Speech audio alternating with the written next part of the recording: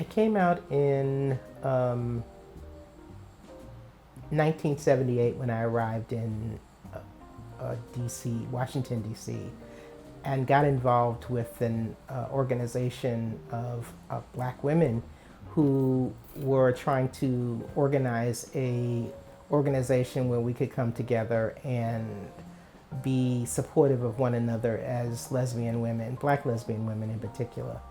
Well, from early on, back in the late 70s and early 80s, I was on the founding board for Sapphire Sapphos, which was probably the first out and politically active and a group of women that was meeting in the country.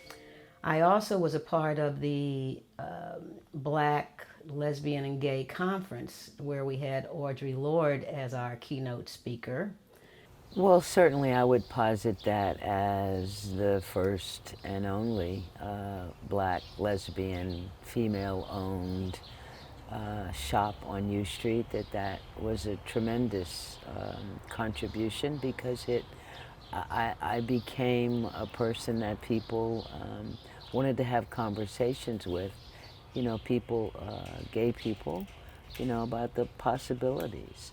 Quite a few Black lesbians have participated in the advancement of the LGBTQ community. I mean, folks like Tania Abdulahad, who've pushed forward and stood on the front lines. And quite frankly, I find these women all over the country. We made progress in terms of the marriage equality.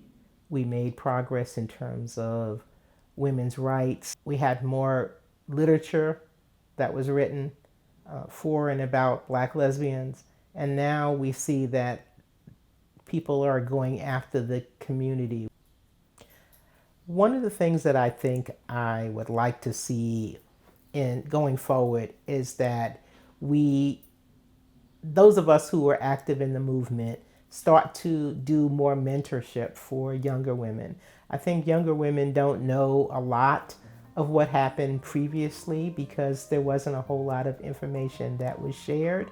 And then when they came along, there were obviously other things that were going on in the world other than the things that brought us to the movement. Until we make the decision to do the work, and what does that mean? That means we decide to come together and sit down and begin to ask and answer the hard questions that we keep and have always swept under the rug.